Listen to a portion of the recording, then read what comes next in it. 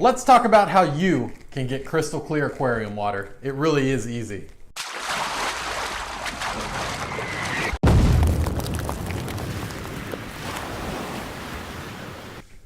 Hey everyone, my name's Anthony from Unconventional Aquatics, Unconventional Aquatics on Instagram and at gmail.com. Now today I'm bringing you a requested video on how to get crystal clear aquarium water. Now there's many different things that people do to achieve crystal clear aquarium water, and crystal clear may vary from person to person.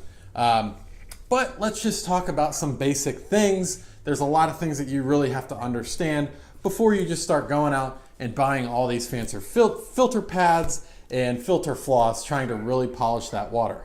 I do want to say before this video starts, guys, there is some important information about the giveaway, the February giveaway. Tomorrow's February 1st. Make sure you watch this video all the way through. At the end, I have some important information, some questions for you to make sure everybody can view that video. So please check that out. All right, now before I start, I do want to point out that this haze that you see probably right in this area is actually from a light that's sitting about 6 inches from the camera. As you know, if you are a video creator in the aquarium hobby, it is very hard to work your lighting and cut down on glare. So you actually use a studio light that sits right next to the camera in a lot of cases. So that's what you're actually seeing. But if we look out over here, you actually see the true clarity of this tank.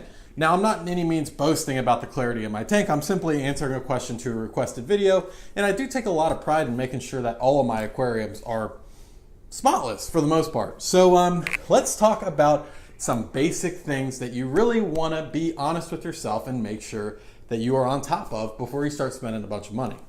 Now let's breeze through these very quickly. So 1, water changes. Are you keeping up with your water changes? Are you doing a sufficient amount of water changes depending on what you have in your tank? I can't give you a general answer, but for instance, this 6 foot 125 gets a water change once a week of anywhere from 40 to 50%, and one of the canister filters cleaned every other week. So really, maintenance isn't too crazy. A lot of people think that you have to extremely overfiltrate to achieve this invisible like water, and that's really just not the case at all. It's all going to come down to maintenance. I have crystal clear water in tanks filtered only by a sponge filter.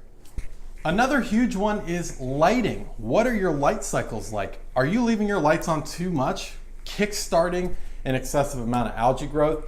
Is your tank placed somewhere in your house where there's too much light coming through throughout the day, which is accelerating algae growth? I don't know. That's something for you to take note of, and I'm just kind of make sure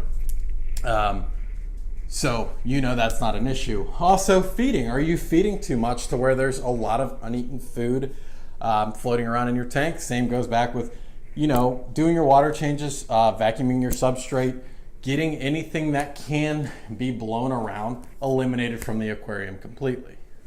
So if you have the basic stuff down, you got a good lighting cycle, you have a great maintenance schedule, and your tank is placed somewhere where there's not going to be a lot of algae growth, then we can move on. One big thing that people misconstrued their aquarium water being cloudy from is not cleaning their glass. Now my glass, believe it or not, is not spotless right now. I need to go through with my mag float cleaner and clean the glass. But algae buildup on glass can often give the effect, and this was actually one of my very first videos, terrible, horrible video to watch. It pains me to watch it. But it was on cleaning your aquarium glass and how you can literally transform the look of your tank just by cleaning your glass. If you've never done it before, you might want to go in there and do it. You'd be amazed. Once all the floating particles, do it before a water change. Clean your glass, do a water change, get all the debris and algae out, and then look at your tank afterwards. You're probably going to be pretty amazed. But mag floats, cleaning your glass, that is the next step that you can take. And then we get into different kind of filter medias. I'm not a huge fan of chemical filtration. I don't use it at all. So don't think that you have to use products like ChemiPure or anything like that you see a lot of the bigger guys use. That you don't think you need that to achieve the clear water. Does it help? Absolutely it helps, but you don't need it. So 2 things, and I've actually mentioned these in previous videos before. Polyester Fiberfill. This is 100% polyester fiberfill. You want to make sure you're buying 100% because there is some others with like scents and all weird stuff in it. I'll link it down below for Amazon, but you can buy it at Walmart as well. You should really only be paying anywhere between like $3 to max of like $7 for it. A pretty decent bag. And then this stuff, which you have seen me talk about many times on my channel, is Pinky's filter foam. Pinky's comes in a giant roll, as you guys probably remember. It is amazing. It will save you a ton of money, and this stuff is absolutely amazing. You can use it in canisters, sumps, hang on the backs. You can make pre-filter sponges with it to go on your intakes. I mean, the possibilities are endless. It really saves you a lot of money.